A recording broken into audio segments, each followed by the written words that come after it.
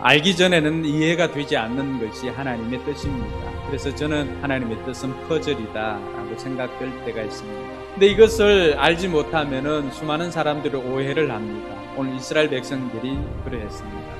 이스라엘 백성들은 하나님께서 택한 백성이라고 하는 선민 사상이 있었습니다. 근데 하나님께서는 긍휼히 여길 자를 긍휼히 여기시고 완악하게 할 사람들은 완악하게 한다라고 했습니다. 포기장의 비유가 나오지요. 이 막 사용할 그릇을 만든 이 그릇이 포기장이한테 왜 나는 이렇게 만들었냐고 반문할 수 있냐라고 하는 것입니다. 우리가 피조물이라고 하는 사실을 잊지 말아야 된다라고 하는 것을 바울은 이야기를 했습니다. 그러면서 바울이 호세아 선지자의 예를 듭니다. 너희는 내 백성이 아니라고 하는 그 자리에서 하나님께서 내 백성이라고 불러주었다. 자, 이것을 통해서 이방인들, 내 백성이 아니라고 하는 그 사람들도 불쌍히 여겨주고 그들을 하나님의 자녀로 삼겠다고 하는 하나님의 의지가 이 호세아를 통해서 드러난 것입니다. 이방인들은 이렇게 구원받았다라고 한다면 유대인들은 너희들은 어떻게 되었느냐? 이사야 선지자를 통해서 깨닫게 된 것은 하나님께서는 언제나 다 쓰러져 없는 것 같지만 이 남은 자들을 통해서 계속해서 일하고 있는데 이 남은 자들은 누구냐?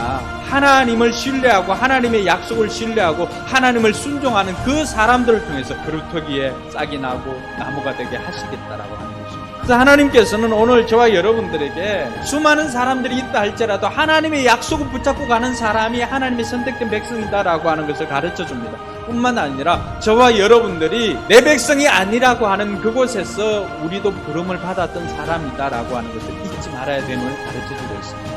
이런 것을 통해서 하나님의 뜻을 알고 그 뜻 가운데를 행하고자 하는 사람들은 어떻게 살아야 할까?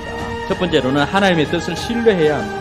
하나님께서는 모든 사람들이 구원을 얻고 진리를 알게 되기를 원합니다. 이게 하나님의 소원이고 하나님의 뜻이에요. 오늘 우리 가운데에서도 우리가 목장에서나 이렇게 보면 우리만 선택받은 백성으로 착각할 때가 있습니다.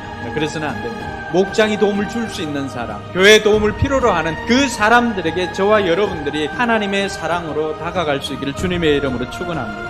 우리가 살아가다 보면 갈등이 어디서 생깁니까? 하나님의 뜻과 내 뜻이 맞지 않을 때 갈등이 생깁니다. 그럴 때 주님께서는 저와 여러분들이 어떻게 살아야 할지를 가르쳐 주었는데 하나님의 뜻을 수정하기 위해서 애를 쓰는 것이 아니라 하나님의 뜻에 내 뜻을 맞춰야 해요. 둘째로는 하나님의 능력을 신뢰해야 됩니다. 그러면 이스라엘은 하나님의 의를 추구하지 않았습니다. 이 의라고 하는 것은 하나님과 올바른 관계를 이야기를 합니다. 피조물은 하나님과의 관계 속에 있을 때만 생존이 가능합니다. 근데 이 관계는 우리 인간 스스로가 취할 수 있는 게 아닙니다. 하나님의 은혜로운 선물로만 되어집니다. 여러분 하나님 능력을 신뢰하시기 바랍니다. 우리가 가지고 있는 문제가 어떤 종류라 할지라도 문제 해결자 되시는 하나님께서는 그 모든 것들을 해결해 주십니다. 하나님의 뜻대로 살기 위해서 우리가 해야 될 마지막은 하나님의 변함없는 사랑을 신뢰하는 것입니다.